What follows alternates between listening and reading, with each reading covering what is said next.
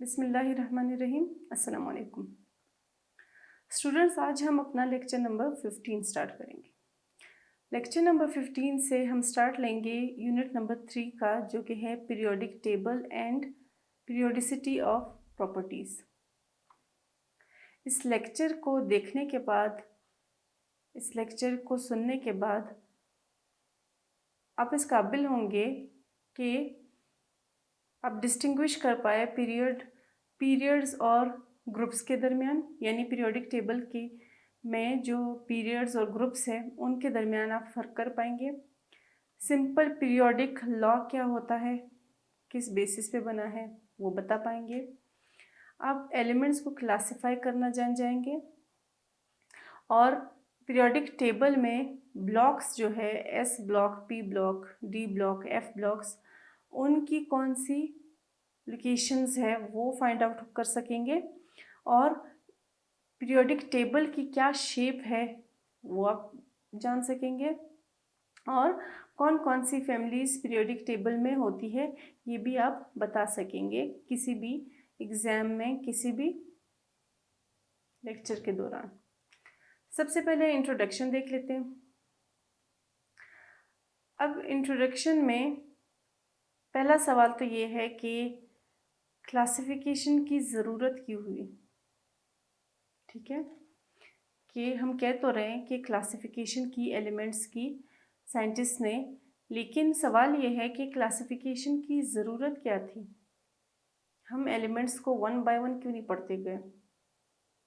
तो आपको पता है कि केमिस्ट्री जो है वो मैटर के बारे में हम स्टडी करते हैं, केमिस्ट्री में एलिमेंट्स के बारे में स्टडी करते हैं। और आपको ये भी अब तक के लेक्चर्स में पता चल गया होगा कि अब तक 118 एलिमेंट्स जो है वो डिस्कवर हो चुके हैं, जिसमें से 92 जो है वो नेचुरली अकरिंग है, नेचर में पाए जाते हैं, उनको कोई बनाता नहीं है बल्कि वो एग्जिस्ट करते हैं नेचुरली। और उसके अलावा जो बाकी बच गए वो लैब में प्रिपेयर किए जाते हैं। तो ये जो 118 एलिमेंट्स हैं, अगर हम इनको वन बाय वन स्टडी करते, एक एक को अलग अलग से उसकी अलग अलग प्रॉपर्टीज़ एक एक करके स्टडी करते, तो ये बहुत मुश्किल काम होना था। ये काम जो है ये पॉसिबल नहीं होना था, क्योंकि एक एलिमेंट फिर उसकी इतनी सारी प्रॉपर्टीज़, फिर दूसरा एलिमेंट फिर उसकी इतनी सारी प्रॉपर्टीज़, ना उनके बीच में कोई कंपैरिजन, ना कोई लिंक। तो ये चीज़ जो है ये पॉसिबल नहीं थी और ये डिफ़िकल्ट भी थी साइंसदानों के लिए। तो इसलिए फिर ज़रूरत पड़ी कि नहीं, ऐसा कुछ करते हैं कि जिससे इनकी एक प्रॉपर क्लासिफिकेशन हो सके, जिससे हम एलिमेंट्स को स्टडी भी कर सकें और हमें आसानी भी हो, और वो जो क्लासिफिकेशन हो वो फ्रूटफुल हो, उससे सारी प्रॉपर्टीज़ का पता भी चल सके। तो नीड का हमें पता चल गया कि नीड क्या थी क्लासिफिकेशन की, कि इंडिविजुअली किसी भी एलिमेंट को स्टडी करना, उसकी प्रॉपर्टीज़ को देखना वो फिजिबल नहीं था। इसीलिए साइंटिस्ट ने ये डिसाइड किया और कोशिश में लग गए कि किस तरह से कोई तरीका फाइंड आउट किया जा सके जिससे हम एलिमेंट्स की प्रॉपर क्लासिफिकेशन कर सकें। तो क्लासिफिकेशंस का प्रोसेस स्टार्ट हो गया। क्लासिफिकेशंस के लिए अब जाहिर है आपको पता है कि कोई भी जब साइंटिफिक फिनोमेना आता है, कोई साइंटिफिक प्रोसेस होता है, कोई डिस्कवरी होती है, वो किसी एक इंसान का काम नहीं होता, वो सेंचुरीज़ का जाके कोई फ्रूट मिलता है एंड पे जाके, क्योंकि उसमें बहुत सारे लोगों ने अपना रोल प्ले किया होता है। हर एक साइंसदान जो होता है वो कोशिश करता है, अपनी रिसर्च करता है, अपने एक्सपेरिमेंट्स करता है, हर एक को कुछ ना कुछ फाइंडिंग्स मिलती है और उन फाइंडिंग्स के बेसिस पे आगे और थ्योरीज आती है, वो प्रूव होती है, तब जाके हमें कुछ मिलता है। ठीक है, तब जाके कुछ डिस्कवर होता है, कोई नई चीज़ इन्वेंट होती है, तब जाके कुछ डिस्कवर होता है। तो क्लासिफिकेशंस का प्रोसेस चल पड़ा।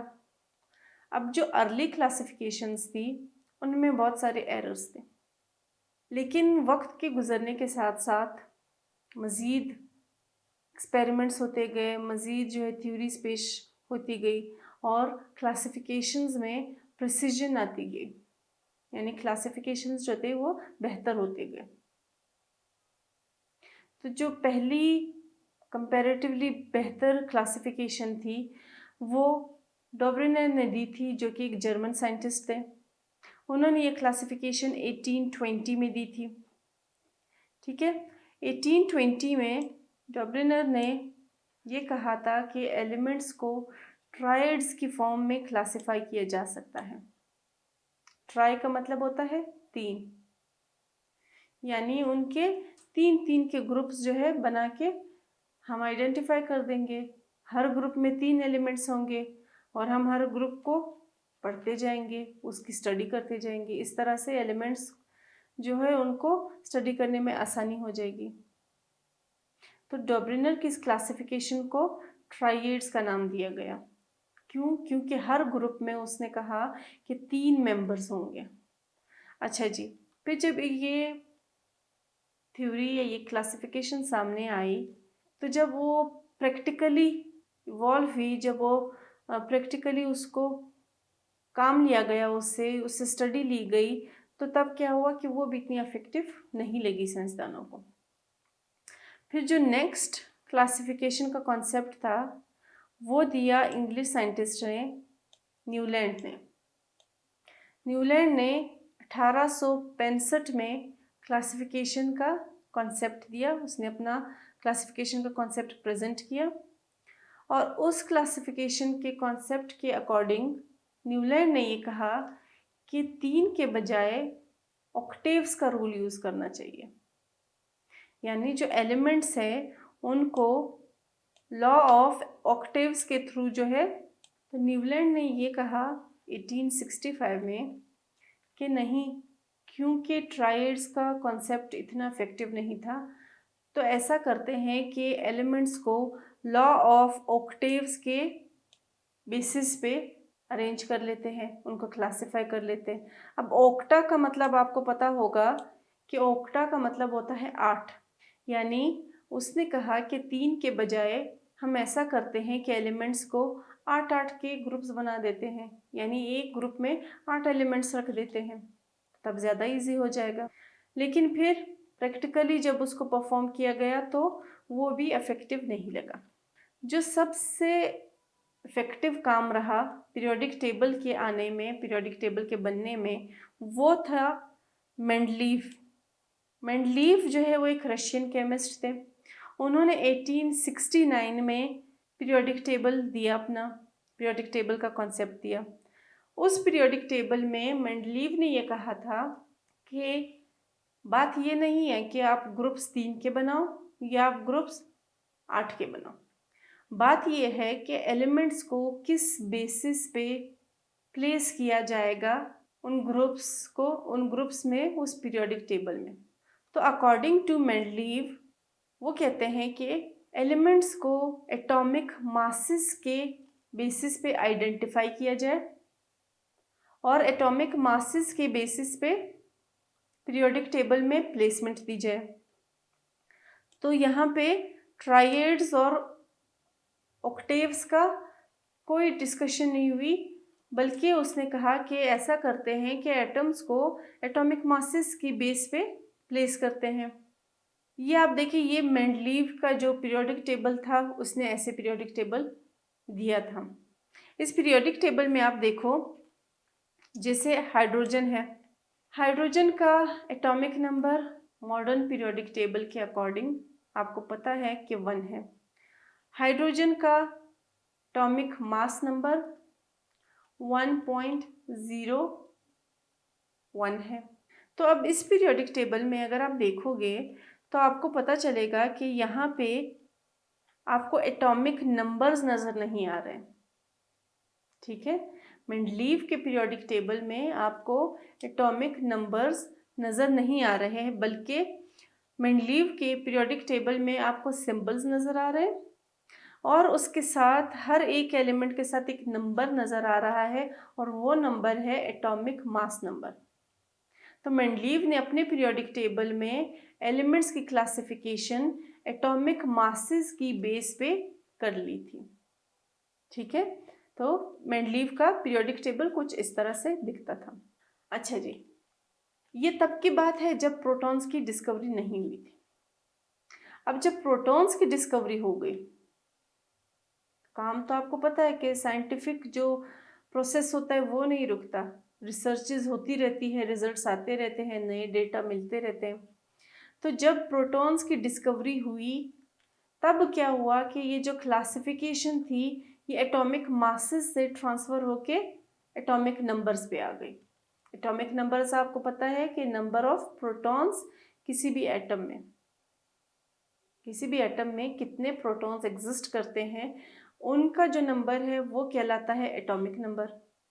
और मॉडर्न जो पीरियोडिक टेबल है उसमें हम एलिमेंट्स को क्लासिफाई करते हैं उसी एटॉमिक नंबर के बेसिस पे। तो जब प्रोटॉन्स की डिस्कवरी हुई तो क्लासिफिकेशन जो है वो नंबर ऑफ प्रोटॉन्स पे बेस्ड था। ठीक है जी, नंबर ऑफ प्रोटॉन्स पे क्लासिफिकेशन बेस हो गई और इसी नंबर ऑफ प्रोटॉन्स या एटॉमिक नंबर्स की वजह से जो अब फाइनल मॉडर्न पीरियोडिक टेबल है वो हमारे पास एक कॉम्प्रिहेंसिव फॉर्म में आ गई। ठीक है, जिसको अब तक यूज़ किया जा रहा है। इस क्लासिफिकेशन ने क्या किया कि इस क्लासिफिकेशन ने एलिमेंट्स के atomic numbers, atomic masses, elements की प्रॉपर्टीज़ याद करने में, समझने में हेल्प की और बहुत सारी प्रेडिक्शंस जो है वो फिज़िकल और केमिकल प्रॉपर्टीज़ के बारे में भी इस पीरियोडिक टेबल और इस क्लासिफिकेशन की वजह से पॉसिबल हो पाई। और ये जो फिज़िकल एंड केमिकल प्रॉपर्टीज़ है एलिमेंट्स की, ये जो है ये एक्यूरेट रिजल्ट्स के साथ मिलने लगी। क्यों? क्योंकि इन्फॉर्मेशन जो है वो एक कॉम्पैक्ट फॉर्म में आ गई। आपको मॉडर्न पीरियोडिक टेबल में सिंबल्स भी मिलते हैं, आपको एटॉमिक नंबर्स भी मिलते हैं, आपको एटॉमिक मासेस भी मिलते हैं। यानी जो मेंडलीव का काम था वो ज़ाया नहीं हुआ, बल्कि आपको पीरियोडिक टेबल जब आप देखते हो तो उसमें आपको मासेस के नंबर्स भी नज़र आते हैं। लेकिन आइडेंटिफिकेशन के लिए वो, जैसे हम कहते हैं कि रोल नंबर, जैसे स्टूडेंट्स को, हर स्टूडेंट को नाम से नहीं कॉल किया जाता क्लास में, बल्कि स्टूडेंट्स को उनके रोल नंबर से कॉल किया जाता है। तो इसी तरह से एटॉमिक नंबर्स जो है वो एज रोल नंबर्स अलॉट हो गए एलिमेंट्स को। अभी हमने डिस्कस किया कि प्रोटॉन्स की डिस्कवरी के बाद क्लासिफिकेशन के लिए एक नया एरा स्टार्ट हो गया। साइंटिस्ट ने जो है ये ऑब्ज़र्व किया कि एलिमेंट्स जो है वो प्रोटॉन्स की तादाद के इंक्रीजिंग ऑर्डर के लिहाज से अरेंज होने चाहिए, तभी जो है सारी मुश्किलात का ख़ात्मा हो सकेगा। तो आप नया जो पीरियोडिक टेबल है उसमें एलिमेंट्स जो है वो एटॉमिक नंबर्स की बेस पे क्लासिफाई हुए हैं। और वो कैसे क्लासिफाई हुए हैं कि छोटे एटॉमिक नंबर से बड़े एटॉमिक नंबर की तरफ हम जाते हैं। जैसे सबसे पहला एलिमेंट हाइड्रोजन है, हाइड्रोजन का एटॉमिक नंबर है 1। फिर दूसरा जो एलिमेंट है वो है हीलियम, हीलियम का एटॉमिक नंबर है 2। तो इसी तरह से एटॉमिक नंबर्स जो है वो साइंटिस्ट ने कहा कि एलिमेंट्स को ऐसे अरेंज करना है कि इंक्रीजिंग ऑर्डर में उसका प्रोटॉन्स का नंबर आ जाए। प्रोटॉन्स का नंबर मतलब atomic number. Modern periodic table originate हुआ किस स्टेटमेंट के साथ कि प्रॉपर्टीज़ एलिमेंट्स की उनके एटॉमिक नंबर्स की फंक्शंस शो करते हैं। ठीक है, तो मॉडर्न पीरियोडिक टेबल ओरिजिनेट हुआ किस स्टेटमेंट के साथ कि एलिमेंट्स की जो प्रॉपर्टीज़ है वो एटॉमिक नंबर्स का फंक्शन होती है। तो सारे जो नॉन एलिमेंट्स है वो इस टेबल में पुट कर दिए गए। ठीक है, वो इस टेबल में प्लेस कर दिए गए। कैसे प्लेस कर दिए गए? इंक्रीजिंग एटॉमिक नंबर के सीक्वेंस में ऐड कर दिए गए और उन एलिमेंट्स को जिनकी सेम प्रॉपर्टीज़ थी उनको सेम कॉलम में रखा गया। कॉलम आपको पता है वर्टिकल होता है, रो हमारे पास हॉरिजॉन्टल होता है और कॉलम वर्टिकल होता है। तो ये जो वर्टिकल कॉलम्स थे उन वर्टिकल कॉलम्स में सारे उन एलिमेंट्स को रखा गया जो कि एक जैसी प्रॉपर्टीज़ रखते थे। अब जो मॉडर्न पीरियोडिक टेबल है उसकी ज़रा शक्ल देख लेते हैं। ये हमारे पास आ गया मॉडर्न पीरियोडिक टेबल। ये मॉडर्न पीरियोडिक टेबल में आपको नज़र आ रहा है कि ये हाइड्रोजन, ठीक है, ये हाइड्रोजन जिसको डिनोट किया जाता है H से, ठीक है, जिसका एटॉमिक नंबर है 1 यानी इसका रोल नंबर, ठीक है, और एटॉमिक वेट या एटॉमिक मास है 1.008, उसके साथ उसका नाम भी गिवन है। तो अब जो है पीरियोडिक टेबल्स स्टूडेंट्स की ईज़ के लिए इस फॉर्म में आ चुके हैं कि उसमें सारी की सारी इंफॉर्मेशन मौजूद होती है, उसका सिंबल, उसका एटॉमिक नंबर, उसका मास नंबर, उसका कंप्लीट नेम, ठीक है, ये सारी चीज़ें जो है ये एटॉमिक जो पीरियोडिक टेबल है उसमें मौजूद होती हैं। अच्छा जी, अब ये पीरियोडिक टेबल आपने देख लिया, कुछ ऐसे इसकी शक्ल दिखती है, ठीक है।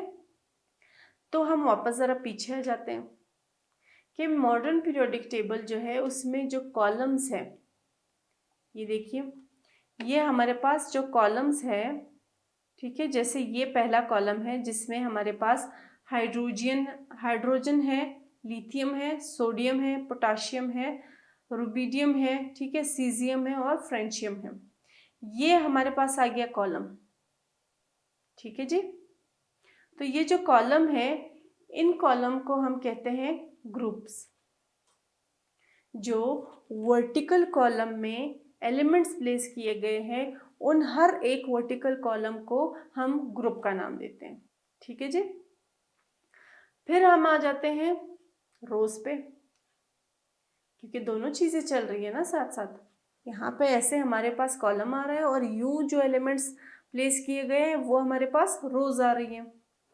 तो रोज में जब हम जाते हैं, जैसे ये पहला रो है, पहले रो में हमारे पास सिर्फ और सिर्फ हाइड्रोजन और हीलियम है, ठीक है जी। पहले रो में सिर्फ हाइड्रोजन और हीलियम है। तो ये जो रोज है ये रोज कहलाती है पीरियड। वर्टिकल जो ग्रुप्स है, वर्टिकल जो कॉलम्स है वो कहलाते हैं ग्रुप्स, और जो हॉरिजॉन्टल रोज है वो कहलाती हैं पीरियड्स। अब यहाँ पे कोई एक पीरियड तो नहीं है, ना ही कोई एक ग्रुप है, एक कॉलम तो नहीं नजर आ रहा ना आपको, ना ही आपको एक रो नजर आ रही होगी। बहुत सारे रोज है, बहुत सारे कॉलम्स हैं। तो हम देख लेते हैं कि कितने कॉलम्स है, यानी कितने ग्रुप्स है, कितनी रोज है, यानी कितने पीरियड्स हमारे पास मौजूद होते हैं। तो अगर आप रोज देखो, आपको ये नंबर्स नजर आ रहे होंगे, ये देखिए, ये 1 2 3 4 5 6 और 7, यहाँ पे 1 से लेके 7 तक ये नंबर्स मेंशन। ये नंबर्स क्या शो कर रहे हैं, मैंने आपको बोला, अब जैसे नंबर 1 को आप देखो तो नंबर 1 की लाइन जो है वो सीधे कहाँ जा रही है, हीलियम के पास। इसका मतलब ये जो पहला रो है इसमें सिर्फ और सिर्फ 2 एलिमेंट्स हैं।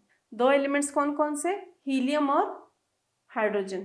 फिर दूसरा जो रो है ये देखिए, लिथियम, बेरिलियम, बोरॉन, और जाते जाते यहाँ तक नोबल गैसेस तक पहुँच जाएगा। ये दूसरा रो हो गया। ये हमारे पास तीसरा रो आ गया, ठीक है। इसी तरह चौथा रो आ गया, पांचवा रो आ गया, छठा रो आ गया और सातवां रो आ गया। तो हमारे पास रोज कितने हैं पीरियोडिक टेबल में, 7 रोज हैं। तो 7 रोज का मतलब क्या हुआ कि हमारे पास 7 पीरियड्स हैं, ठीक है। इसी तरह अब हम कॉलम्स देख लेते हैं। कॉलम्स 1 से स्टार्ट है, यहाँ पे आते थे 2 3 4 और फर्दर लास्ट जो कॉलम है वो हमारे पास क्या है, 18 है। यानी पीरियड्स पीरियोडिक टेबल में जो कि रोज के फॉर्म में होते हैं वो 7 होते हैं, और जो कॉलम की फॉर्म में हमारे पास ग्रुप्स मेंशन होते हैं, प्रेजेंट होते हैं, उनकी तादाद कितनी है, 18 है, ठीक है जी। तो 7 पीरियड्स है और हमारे पास 18 ग्रुप्स हैं। जो पुराना जो क्लासिफिकेशन थी उसके अकॉर्डिंग ग्रुप्स जो थे वो 8 होते थे, ठीक है। लेकिन अब जो है ग्रुप्स हमारे पास 18 है। फिर हम देख लेते हैं कि पीरियड्स जो है वो क्या बताते हैं हमें, किस चीज़ के बारे में इंफॉर्मेशन देते हैं। ये तो हमें पता चल गया कि period is a horizontal row in the periodic table, ठीक है, of the elements in the periodic table. यानी एक हॉरिजॉन्टल रो है पीरियोडिक टेबल का जिसमें एलिमेंट्स को हॉरिजॉन्टली प्लेस किया गया है, उसको हम कहते हैं पीरियड्स। लेकिन ये पीरियड्स हमें क्या बताता है, किस बारे में इंफॉर्मेशन देता है? पीरियड्स जो है वो हमें एक्चुअल नंबर देते हैं शेल्स की, जिसमें इलेक्ट्रॉन्स रिवॉल्व कर रहे होते हैं। तो पीरियड का क्या काम है कि ये हमें एक्चुअल नंबर ऑफ शेल्स बताता है उस पर्टिकुलर रो में। यानी हर पीरियड जो है उसका शेल का नंबर अलग होगा, हर पीरियड अपने अपने पर्टिकुलर एलिमेंट्स के शेल्स की नंबर आपको बताएगा। तो इसका ये मतलब हुआ कि अगर हम पीरियड नंबर 1 की बात कर रहे हैं तो उसमें कितने शेल्स होंगे? पीरियड नंबर 1 में मैंने कहा कि हमारे पास है हाइड्रोजन और हीलियम, ठीक है। तो कितने शेल्स होंगे? यहाँ पे आ जाते हैं। हमारे पास है हाइड्रोजन, ठीक है, जिसका एटॉमिक नंबर है 1 और हीलियम जिसका एटॉमिक नंबर है 2। तो अगर हम इस हिसाब से देखें, आपको पता है हम बार बार कहते आए हैं कि number of protons is equal to number of electrons. तो अगर हाइड्रोजन का एटॉमिक नंबर 1 है तो इसका मतलब इलेक्ट्रॉन भी 1 होगा। तो एक इलेक्ट्रॉन जो है वो कहाँ जाएगा? ठीक है, अगर लेट सपोज ये हमारे पास न्यूक्लियस है, ठीक है, जिसमें प्रोटॉन्स और न्यूट्रॉन्स प्रेजेंट है, जो कि ऑर्डिनरी हाइड्रोजन के फॉर्म में न्यूट्रॉन्स प्रेजेंट नहीं होते, सिर्फ प्रोटॉन होता है। तो हमारे पास यहाँ पे अंदर एक प्रोटॉन है, बाहर जो है हमारे पास क्या है? एक प्रोटॉन है। तो इसका मतलब एक ही हमारे पास इलेक्ट्रॉन होगा। तो ये जो एक इलेक्ट्रॉन है ये यहाँ पे रिवॉल्व करेगा। तो ये क्या है? इसका शेल है। तो इसका मतलब हाइड्रोजन में कितने शेल होते हैं? एक शेल। कौन सा शेल? के शेल, जिसमें कितनी पॉसिबिलिटी होती है? 2 इलेक्ट्रॉन्स की पॉसिबिलिटी होती है। फिर हम अगर देखें हीलियम को, ठीक है, हीलियम का एटॉमिक नंबर हमारे पास होता है 2। तो अगर उसका एटॉमिक नंबर 2 है तो इसका ये मतलब हुआ कि उसमें नंबर ऑफ इलेक्ट्रॉन्स भी 2 है। तो अगर हमारे पास 2 इलेक्ट्रॉन्स है तो हमने बात की कि के शेल में 2 इलेक्ट्रॉन्स की कैपेसिटी है। तो ये जो दोनों इलेक्ट्रॉन्स है ये यहाँ पे आ जाएंगे, ठीक है। यानी एक ही शेल में दोनों इलेक्ट्रॉन्स प्लेस कर दिए गए, और वो शेल कौन सा है? के शेल है। तो अब इस 2 एग्जाम्पल से हमें क्या पता चला? हमारे पास पहले पीरियड में है ही सिर्फ ये 2 एलिमेंट्स, हाइड्रोजन और हीलियम, और उन दोनों हाइड्रोजन और हीलियम के पास एक इलेक्ट्रॉन है, दूसरे के पास 2 इलेक्ट्रॉन्स हैं। तो उनके पास शेल कौन सा होगा? के शेल होगा, जिसमें 2 इलेक्ट्रॉन्स की गुंजाइश होती है। तो पीरियड ने हमें क्या इंफॉर्मेशन दी? शेल का नंबर बता दिया कि इस पर्टिकुलर पीरियड में इतने शेल्स होंगे। इसी तरह सेकंड पीरियड में 2 शेल्स होते हैं, ठीक है। आप सेकंड पीरियड की भी अगर एग्जांपल लोगे, लिथियम है हमारे पास, ठीक है, जिसका एटॉमिक नंबर है 3, ठीक है। हमारे पास लिथियम है जिसका एटॉमिक नंबर है 3। तो एटॉमिक नंबर अगर 3 है तो इसका मतलब इलेक्ट्रॉन्स भी कितने हैं? 3 है। तो इलेक्ट्रॉन्स अगर 3 है तो इसका मतलब अगर ये न्यूक्लियस ले लें तो पहले शेल में आपको पता है 2 की कैपेसिटी होती है, एक इलेक्ट्रॉन हो गया, दूसरा इलेक्ट्रॉन हो गया। अब जो तीसरा इलेक्ट्रॉन है वो कहाँ जाएगा? जगह तो बची नहीं के शेल में। तो हमारे पास अगला शेल होता है एल शेल में हमारे पास कितनी गुंजाइश है? 8 इलेक्ट्रॉन्स की गुंजाइश है। तो वो जो एक इलेक्ट्रॉन बच गया वो यहाँ आ जाएगा और हमारी जो इलेक्ट्रॉनिक कॉन्फ़िगरेशन होती है वो कंप्लीट हो जाएगी। तो जो दूसरा पीरियड है ये पूरा का पूरा, यानी इसमें जितने भी एलिमेंट्स है, इसकी जो इलेक्ट्रॉनिक कॉन्फ़िगरेशन है वो 2 शेल्स तक रहेगी। तो पीरियड्स का एक इम्पॉर्टेंट काम है, ये ऐसे ही नहीं प्लेस किए गए। ये इम्पॉर्टेंट काम क्या है कि हर पीरियड अपने अंदर मौजूद होने वाले एलिमेंट्स के शेल्स की तादाद बताता है, ठीक है। तो जो पहला पीरियोडिक टेबल है, अगर हम साइज वाइज भी देखें, सबसे जो पहला है, अब यहाँ पे आप रोज देखो तो आपको 7th रो जो है वो कुछ जगहों के अलावा कंप्लीट नज़र आ रही है। 6th रो कंप्लीट है, फिल्ड है। 5th रो पूरी है, 18 के 18 एलिमेंट्स। 4th रो ऐसे ही है। थर्ड में एलिमेंट्स कम हो रहे हैं, ठीक है, सेकंड में एलिमेंट्स कम हो रहे हैं, फर्स्ट में आप देखो तो सिर्फ 2 ही एलिमेंट्स हैं, तो इसका मतलब सबसे छोटा पीरियड कौन सा हो गया, पहला पीरियड जिसमें सिर्फ 2 एलिमेंट्स हैं, तो सबसे छोटा पीरियड हमारे पास पहला पीरियड है। दूसरा और जो तीसरा पीरियड है उसमें हमारे पास होते हैं 8 एलिमेंट्स। ये देखिए, 1 lithium, beryllium 2, boron 3, carbon 4, nitrogen 5, oxygen 6, fluorine 7 और नियोन 8। इसी तरह तीसरे पीरियड में भी कितने एलिमेंट्स हैं, 8 एलिमेंट्स हैं। जो चौथा और पांचवा पीरियड है उसमें हमारे पास होते हैं 18 एलिमेंट्स, चौथा और पांचवा, ठीक है, जो है वो हमारे पास कंप्लीट 18 एलिमेंट्स है, जितने ग्रुप से उतने ही सारे के सारे एलिमेंट्स फिल्ड है। फिर आ जाते हैं हम 6th पीरियड पे। 6th पीरियड में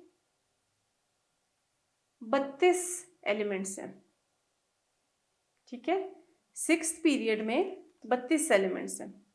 कैसे, यहाँ से लेके यहाँ तक, यानी सीजियम से लेके रेडॉन तक जो है हमारे पास 18 एलिमेंट्स हैं।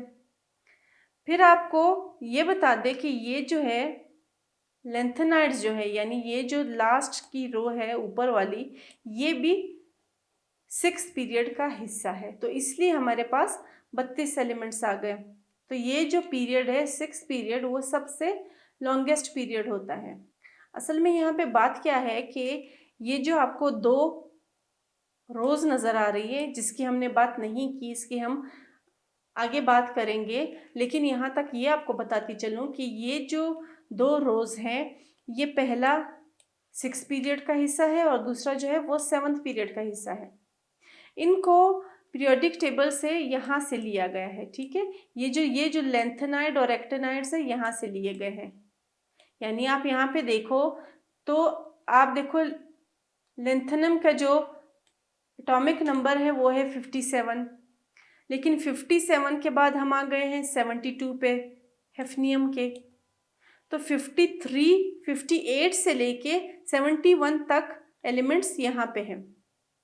इसी तरह एक्टिनम के जो है 89 है एटॉमिक नंबर, तो 89 के बाद 104 कैसे आ गया, तो 89 के बाद 90 से लेके 103 तक हमारे पास ये है एलिमेंट्स, ठीक है, वो एग्जिस्ट करते हैं, सिर्फ उनको इसलिए अलग प्लेस किया गया है कि उन दोनों जो पीरियड्स है, उन जो एलिमेंट्स है, इन सारे एलिमेंट्स की प्रॉपर्टीज़ एक दूसरे से मिलती जुलती हैं, इसलिए उनको यहाँ पे प्लेस कर दिया गया है, ठीक है जी।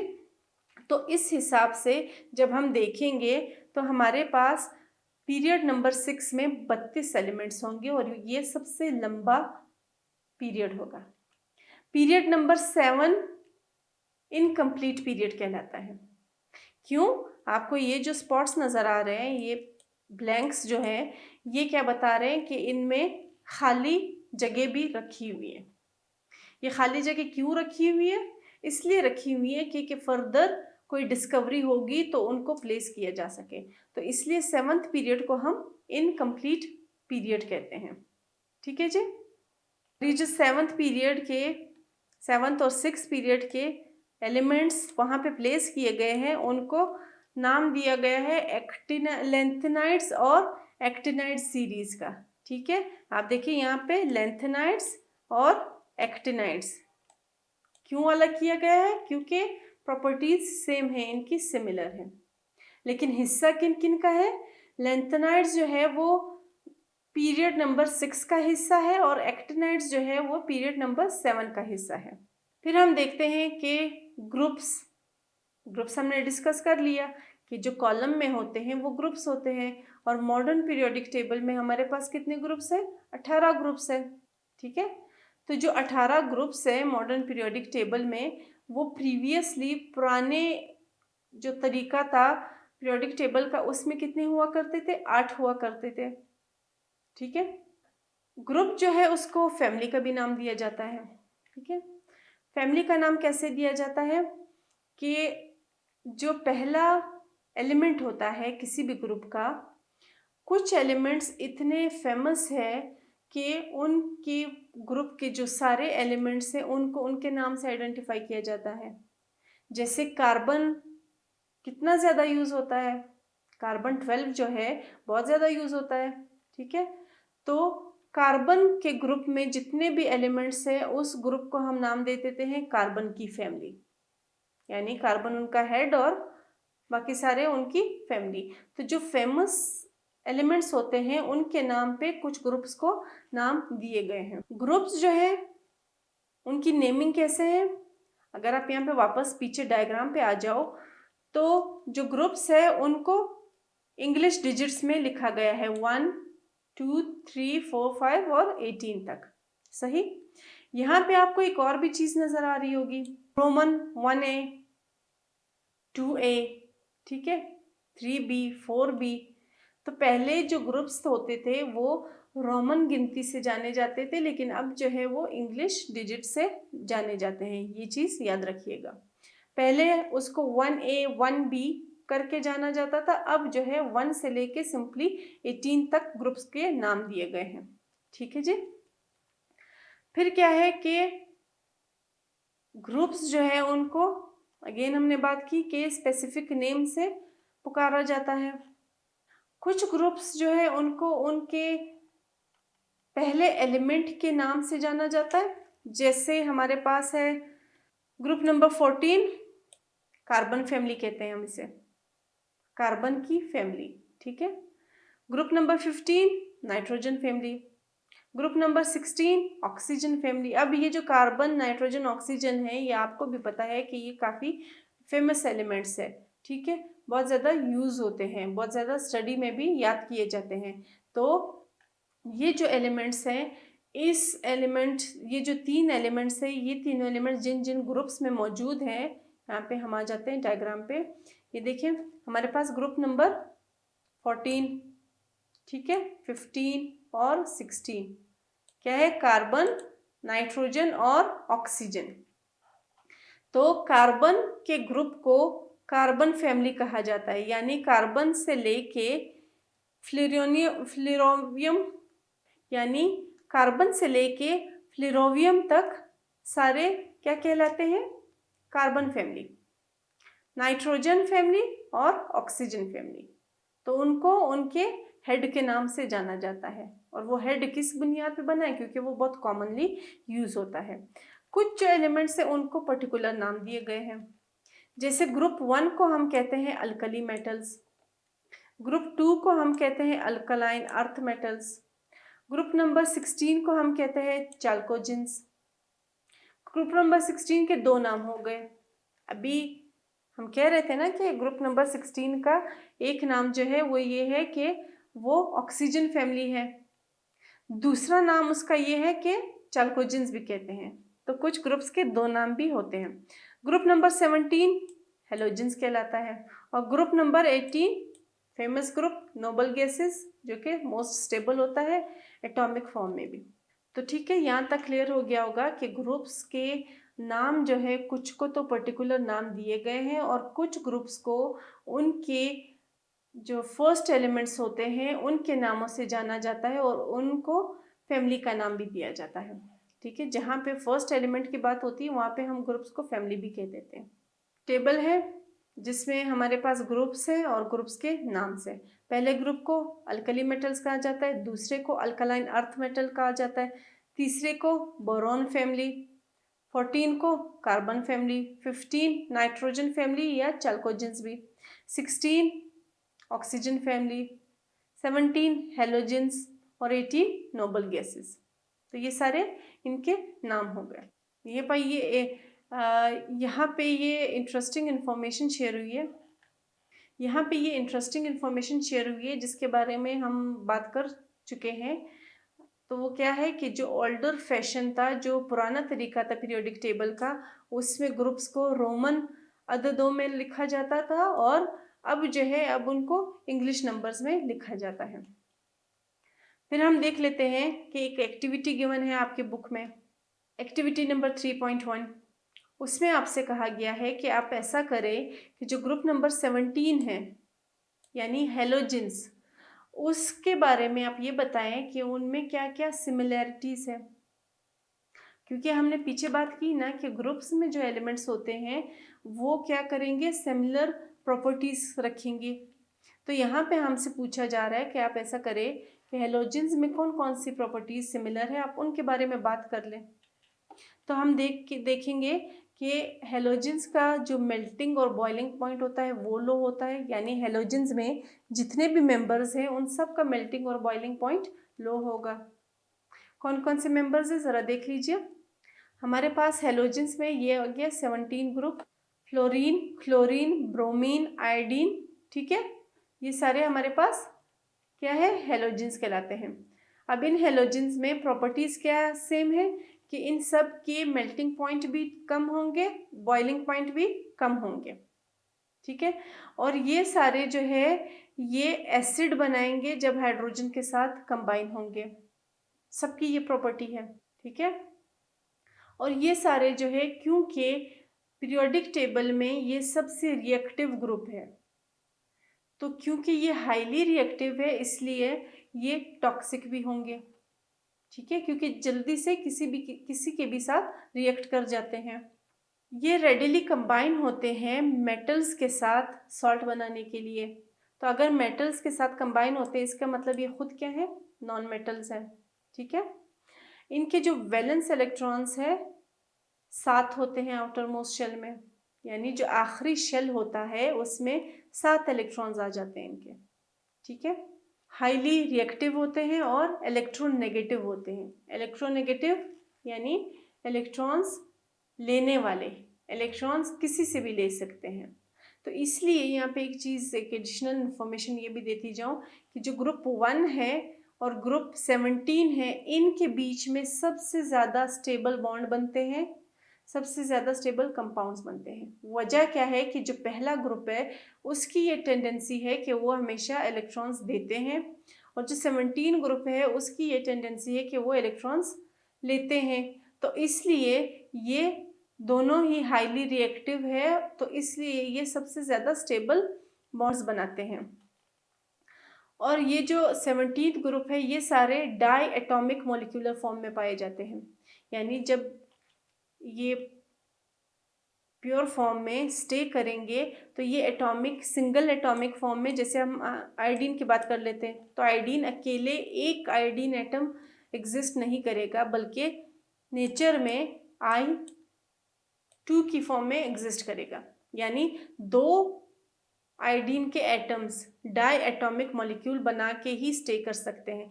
इसी तरह फ्लोरीन भी, ठीक है, क्लोरीन का भी Cl2 होता है, फ्लोरीन का भी F2 होता है। तो ये सारे अपने डाई एटॉमिक फॉर्म में स्टे करते हैं और स्टेबल रहते हैं। फिर देख लेते हैं ब्लॉक्स क्या होते हैं। पीरियड्स की बात हो गई, ग्रुप्स की बात हो गई, उनकी नेमिंग की बात हो गई, ठीक है। पीरियड्स और ग्रुप क्या किस बेसिस पे बने हैं उनकी बात होगी कि पीरियड्स हमें शेल की इंफॉर्मेशन देता है और ग्रुप्स में जो सारे एलिमेंट्स होते हैं वो सिमिलर प्रॉपर्टीज रखते हैं। अब आ जाते हैं ब्लॉक्स पे। तो जो ब्लॉक्स होते हैं उनको नाम कैसे दिए गए हैं, जो इनकी आउटर मोस्ट इलेक्ट्रॉनिक कॉन्फ़िगरेशन होती है, यानी सबसे आखिरी शेल में इलेक्ट्रॉन्स की क्या पोजीशन है, क्या अरेंजमेंट है, वो जो है ज़रूरी होता है और वो हमें डिटरमाइन करके बताता है कि ये जो पर्टिकुलर एलिमेंट है ये कौन से ब्लॉक में आएगा या इस ब्लॉक को क्या नाम दिया जाएगा। तो हमारे पास S ब्लॉक होता है, P ब्लॉक होता है, D ब्लॉक होता है और F ब्लॉक होता है। इनको डायग्राम के थ्रू देख लेते हैं। ये डायग्राम आप देखें, पीरियोडिक टेबल की डायग्राम है, ठीक है। अब यहाँ पे आप ये एरोज देखोगे, यहाँ पे ये देखिए ये S ब्लॉक की बात हो रही है। इसका क्या मतलब है कि जो कॉलम नंबर 1 और कॉलम नंबर 2 यानी ग्रुप 1 और ग्रुप 2 के जो एलिमेंट्स हैं इनको जब हम इनकी इलेक्ट्रॉन्स की प्लेसमेंट करेंगे, हमने पिछले चैप्टर में पढ़ा है इलेक्ट्रॉनिक कॉन्फ़िगरेशन के बारे में, तो जब हम इनकी इलेक्ट्रॉनिक कॉन्फ़िगरेशन करेंगे तो जब भी इसका जो लास्ट इलेक्ट्रॉन्स है वो हमेशा S ब्लॉक में फॉल करेंगे, वो S ऑर्बिटल्स में पाए जाएंगे। इसी तरह ये जो D ब्लॉक है जो कि रेड कलर से शोन है, ठीक है, सारे जो ये रेड कलर के हैं ये क्या है, ये डी ब्लॉक के एलिमेंट्स हैं। अब ये जो डी ब्लॉक है इसका ये मतलब है कि इन एलिमेंट्स की जब इलेक्ट्रॉनिक कॉन्फ़िगरेशन होगी तो जो लास्ट इलेक्ट्रॉन्स है वो डी ऑर्बिटल में पाए जाएंगे, यानी इनकी जो इलेक्ट्रॉनिक कॉन्फ़िगरेशन है वो डी ऑर्बिटल पे ख़त्म होगी। पी ऑर्बिटल ग्रीन वाले सारे शो कर रहे हैं, तो ये क्या होंगे कि इनकी जो इलेक्ट्रॉनिक कॉन्फ़िगरेशन है वो पी पे ख़त्म होगी, यानी जो लास्ट इलेक्ट्रॉन्स है वो पी ऑर्बिटल में प्लेस होंगे। और जो लास्ट है लेंथेनाइड्स और एक्टिनाइड्स वो कहलाते हैं एफ ब्लॉक एलिमेंट्स, क्योंकि उनका एटॉमिक नंबर इतना ज़्यादा है, उनमें नंबर ऑफ इलेक्ट्रॉन्स इतने ज़्यादा होते हैं। आपको पता है कि 89 से स्टार्ट होते हैं, 100 तक चले जाते हैं, तो उनकी जो इलेक्ट्रॉनिक कॉन्फ़िगरेशन है वो हमेशा f orbital, f sub shell पे ख़त्म होगी, इसलिए उनको हम एफ ब्लॉक एलिमेंट्स का नाम देते हैं। यानी जो एस ब्लॉक एलिमेंट्स में आएंगे, जिनको हम एस ब्लॉक की कैटेगरी में रखते हैं, उनकी सबकी इलेक्ट्रॉनिक कॉन्फ़िगरेशन एस पे ख़त्म होगी। जिनको हम डी ब्लॉक में रखते हैं उनकी कॉन्फ़िगरेशन डी पे ख़त्म होगी। पी में जिनको रखते हैं उनके लास्ट इलेक्ट्रॉन्स पी ऑर्बिटल में आएंगे, और एफ में जिनको रखते हैं उनकी इलेक्ट्रॉनिक कॉन्फ़िगरेशन भी एफ पे ख़त्म होगी। आई होप यहाँ तक क्लियर हो गया होगा। Thank you.